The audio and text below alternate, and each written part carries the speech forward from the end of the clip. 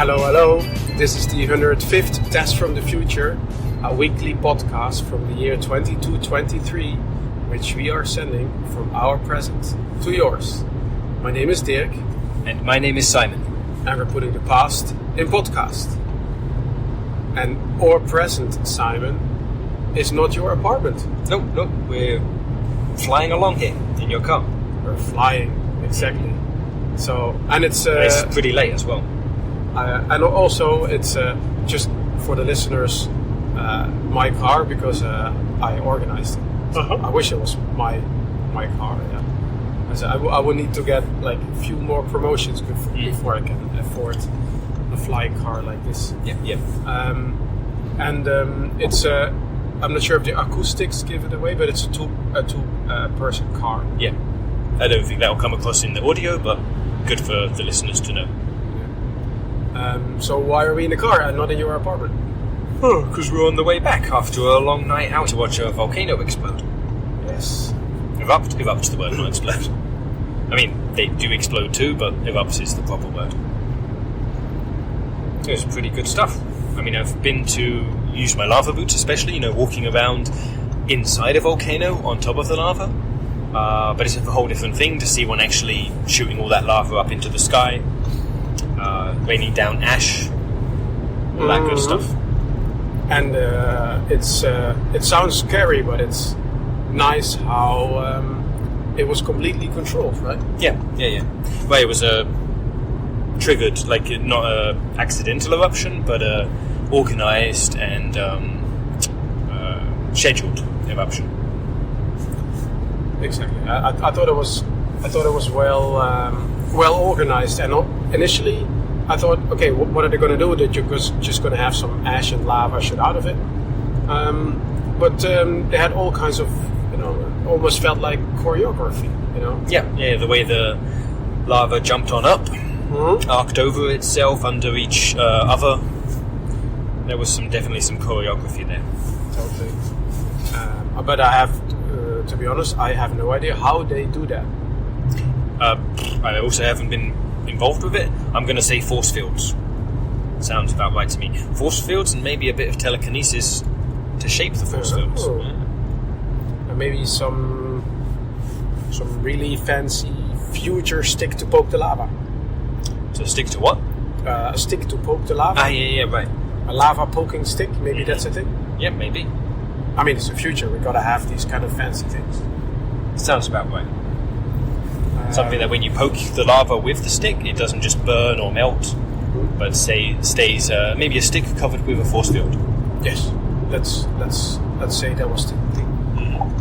But it was pretty busy. I mean, I was pretty happy that we got tickets because it was not so easy to get into, and I thought we're gonna have a pretty secluded amount of people there, but there were a lot. Secluded, meaning like you thought there wouldn't be many? Or? Yeah, exactly. Yeah, like it's just like a handful or whatever. No, it was packed. Yeah, a lot of folk. Helps, I think, that the weather's been colder than usual lately for this time of year. So maybe some people were there wanting to warm up. And I think during the event there was not a problem, but then getting a car. That wasn't so easy because it was like from the hill that we were watching. You couldn't teleport there. No. So then security not security, even more logistics. Yeah, they don't want too many people showing up. So that's also why we took a car there. But then getting a car back, it wasn't so easy. And now it's also like we're flying here. Like the lights are passing below us, but we're surrounded by cars. It feels like we're in a might as well be on the ground, yeah. So yes. many cars in front, alongside, behind. Exactly. So it feels like we're in a bit of a convoy, and also like it's all automated, right? So it's constantly changing position inside the convoy. It feels like. Yeah. So I think Frankfurt is coming up in the distance now. What do we see below us? There are trees, there are lampposts, I see some houses. A pyramid? Yeah, of course. Some rivers of pink slime. Probably, yeah. Cool. Yeah.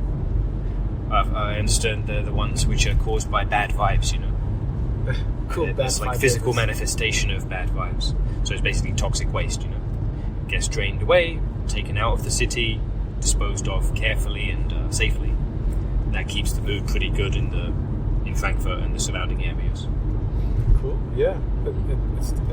And then they're also great for bathing. Yeah. It's a bit like if you put your feet in the water with the little tiny fishes that nibble off stuff your skin you don't want on your feet. Like, you know, the grimy, not grimy, what's the word? Rough skin, yeah. Mm-hmm. It's a bit like that. You bathe in there, and all the toxic vibes helps, take off the badness from you. As long as you don't stay in there too long. Yeah. You don't want to stay in there too long because then it starts soaking into you. I think there's a flock of seagulls coming up. Yeah, over there. Let's see if we can grab one. Wait, oh. Haha.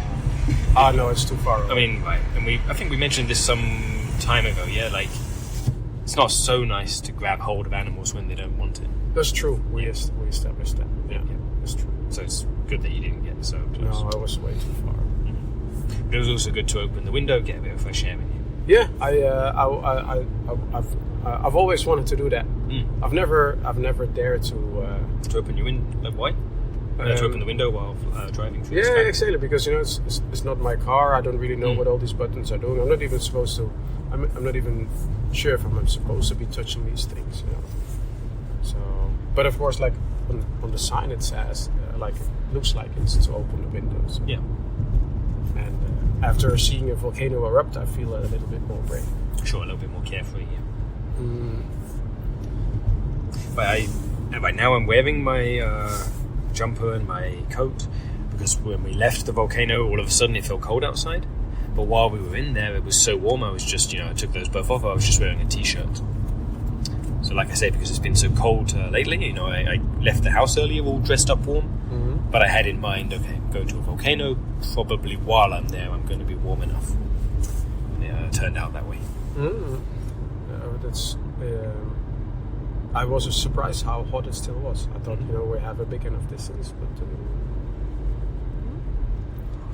I think your place is coming up now. The car is slowing down. Yep. Looks about right out the window. Okay. Well, let's wrap up. Yes. Listeners to our show in the past, please send us an email to michaellasagna5@gmail.com and put in the subject the number of the episode, which in this case is 105, and anything you'd like to ask us or tell us, or those are the two things you could do. Yes. Ask us or tell us. I can't think of a third thing. Anything you'd like to write, please write to us in that email and send it on to us, and that way we'll know this episode successfully went back in time. All right. Then I would say thanks for listening and see you in 200 years. Bye-bye.